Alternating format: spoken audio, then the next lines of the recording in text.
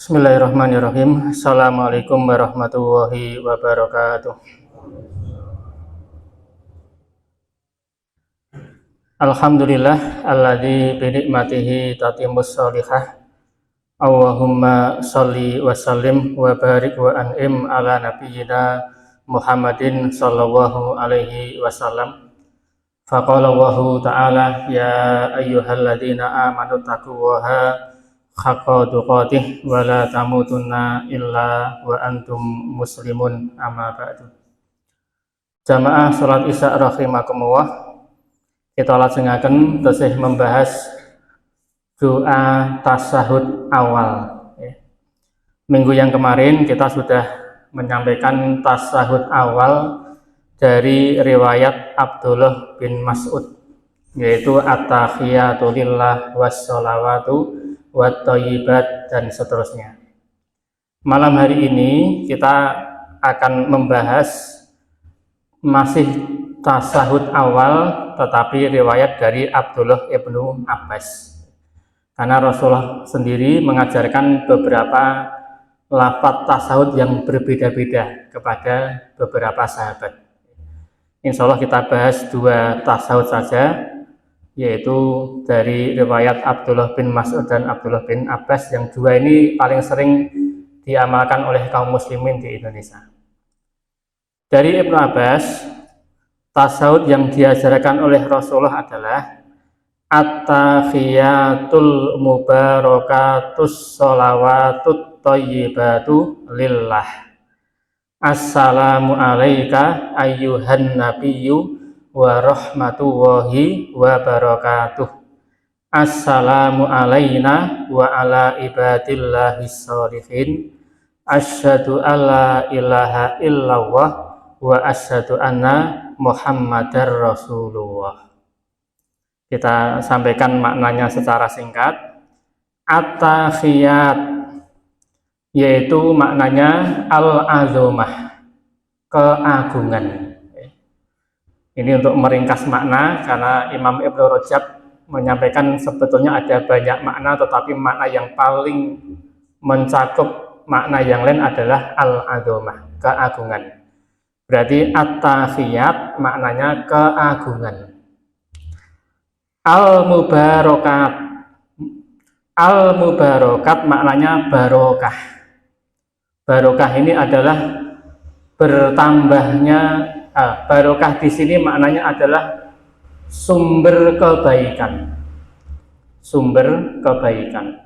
Berarti keagungan milik Allah, sumber kebaikan juga dari Allah Subhanahu wa taala. As-sholawatu, sholawat di sini maknanya adalah sholat, baik itu sholat wajib maupun sholat sunnah. Ini yang disampaikan oleh Imam An-Nawawi.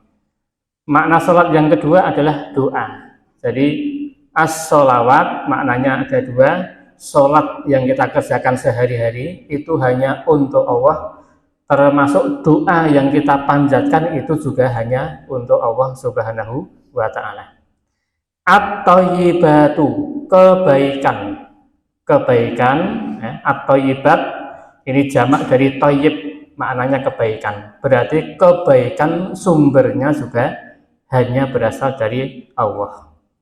Berarti penggalan kalimat sudah selesai. At-tahiyatul mubarakatus sholawatut thayyibatu lillah, maknanya adalah keagungan, kemudian sumber kebaikan, kemudian sholat yang kita kerjakan sehari-hari, kemudian seluruh kebaikan lillah, itu semuanya disandarkan kepada Allah Subhanahu wa ta'ala. Jadi ini penggalan kalimat yang pertama, maknanya secara singkat seperti yang kami sampaikan.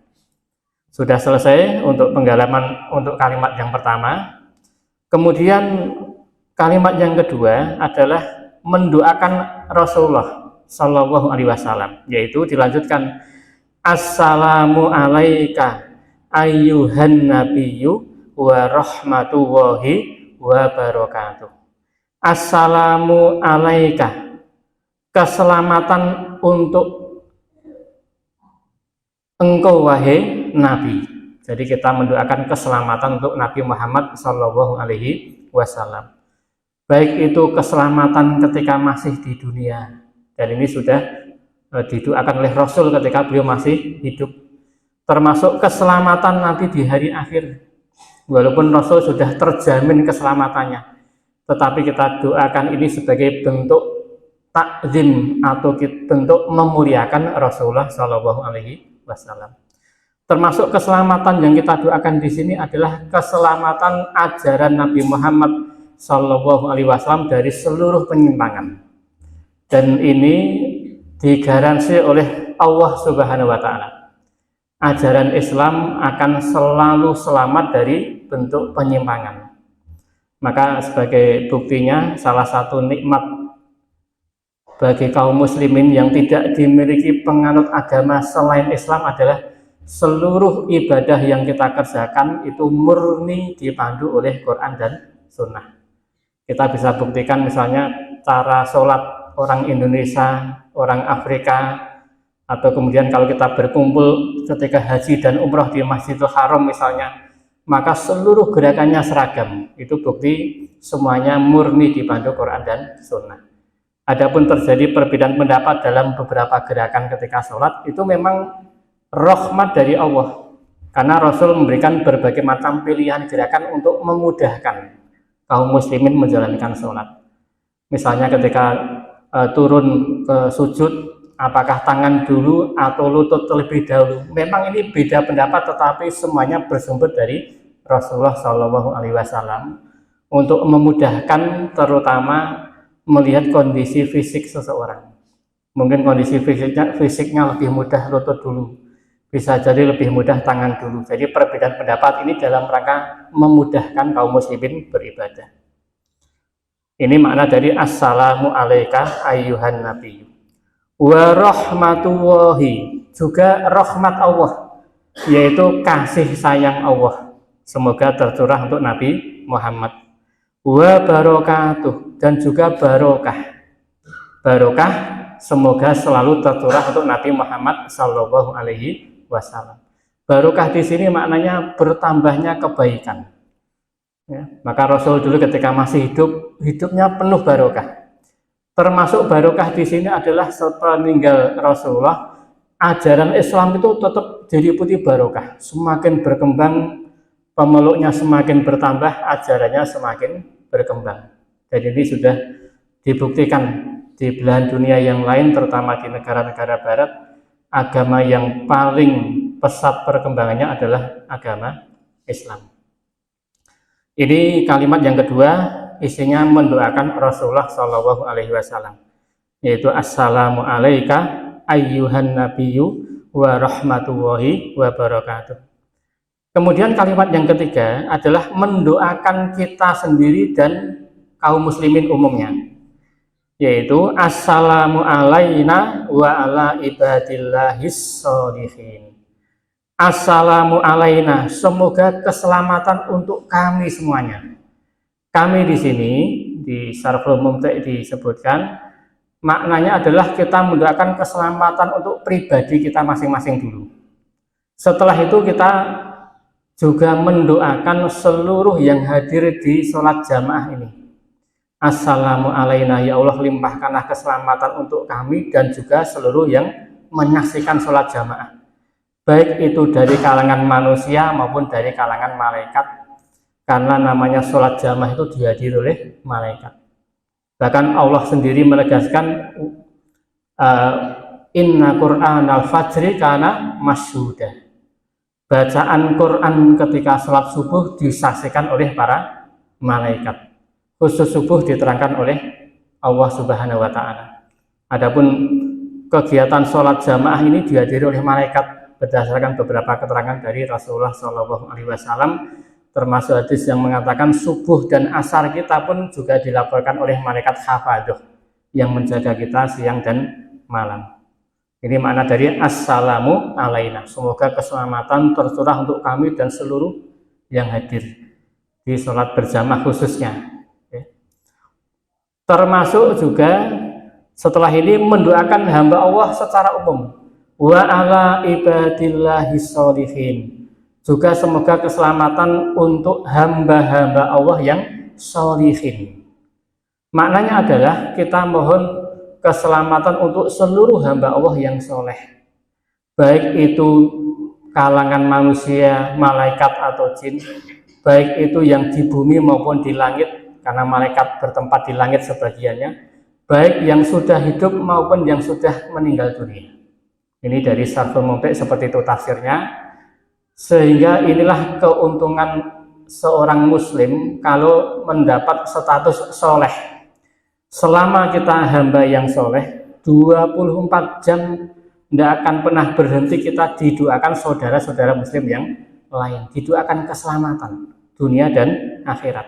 Makanya Imam Al-Qafal dinukil oleh Imam Ibnu Hajar Al-Asqalani dalam Fathul Bari, beliau mengatakan, Imam Al-Qafal ini, kalau ada orang muslim tidak mau sholat, berarti sebetulnya dia tidak toleransi dengan saudaranya yang lain.